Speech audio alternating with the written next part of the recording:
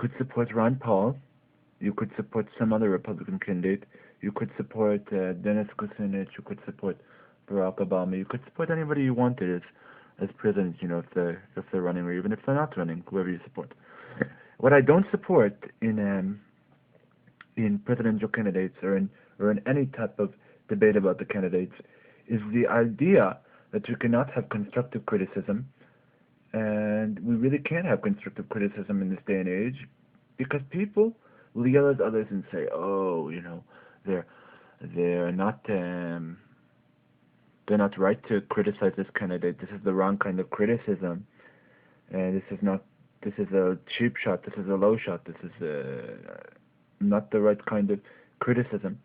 But what I really cannot stand, at least right now, is the idea of how some Ron Paul supporters created this website.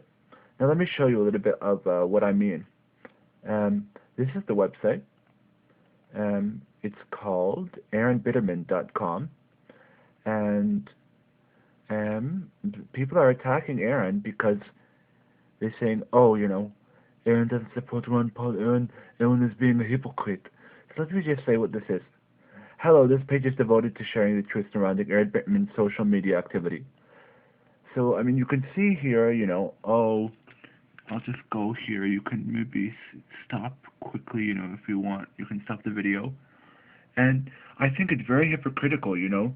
This guy didn't know anything about, well, he didn't really know that Ron Paul was, you know, had all this controversy surrounding his campaign, you know, that in the last few weeks, I'm sure you have seen the controversy surrounding one of his former managers, or not managers, maybe district managers, when he was in the House of Representatives, saying that you know, he wasn't against Jews, but he was definitely not the best friend of Israel.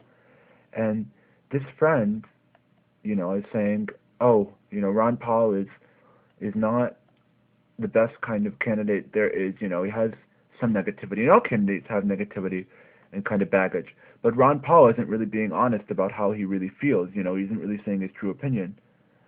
So let me show you here. Here's the Stop Ron Paul, the post, you know.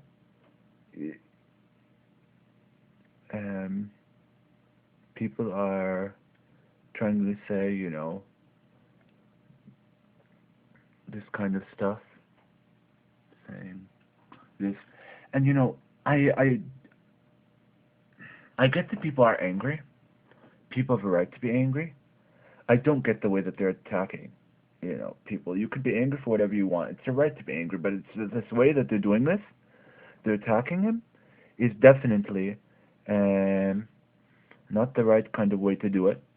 You know, when they're attacking him, it's plain and simple attack methods, and they don't have what do you call it in English? They don't have a right to attack somebody like this, and they're really only attacking him because he's been successful with what he is, because he's exposing some of Ron Paul's views, and he's not afraid to be vocal about the way he feels. And this is what we need, people who are more vocal about the way they feel. Anyway, you can see here that this is, what do you call it, more or less what they wrote on the website. Maybe I'll try and, I'm sorry about this, I'm going to zoom it in like this. I'll go like this. Here you have this. Just go a little bit slower. Back. And we'll go up. You can see that there's a video here. I'll try and zoom in a little bit here. Of course. More here. And here. And here. You can see that they're trying to make links, and it's a basic website. You know, they just made this probably very fast. And if you look over here, they make the website, Facebook page, LinkedIn page, his email, his phone number, which I'm going to try not to post, and they're attacking him. They're giving you every way to kind of attack him.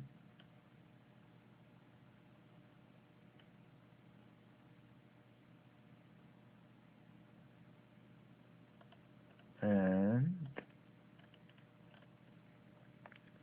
little bit of a search on this group that kind of did it. I found out that these people that did it are from a place called not from a place, but they registered their site on a site called Namecheap. Who is, let's see who is. I'll go a little bit slower so you can see more or less who these people are, and you know that when it was, basically a little information about them. When they created it, January 15th, which is today, at 7:04, not 7:04, 7:40, and it expires on January 14th, 2013 at around 11:40 p.m. at night. So a lot of you, if you want to, I suggest put up some information about Namecheap. Let's see. You can go look at the site and see Namecheap's their fax number or anything. But I think the technical contact, the guard, you can't really contact. Then let's see if I can get a number for Namecheap. As far as going for Namecheap, I recommend you try and contact them. In terms of contacting them, they have a 24-hour support link, and you can do live chat or create a ticket. If you want to do live chat and complain about them, I suggest you do. A lot of us are going to try and get down to the bottom of it and see who these people are. And let's see. Namecheap doesn't even have a phone number listed. This is it's as if they don't want to even be contacted, Namecheap. Let's see. Oh my God, what's Namecheap's number? Namecheap must have a number that you can contact them with.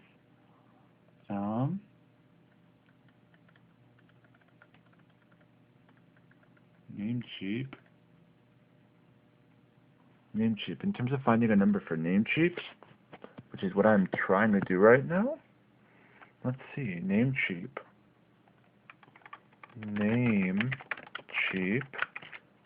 Contact number.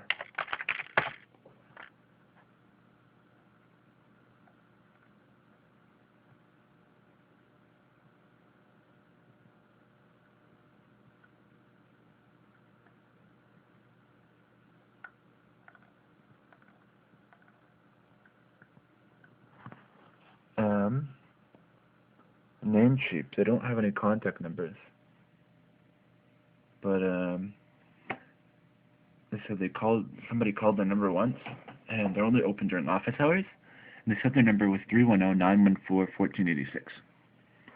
See if you can contact Namecheap and tell them that this is a problem, the way that they're attacking Aaron Bitterman.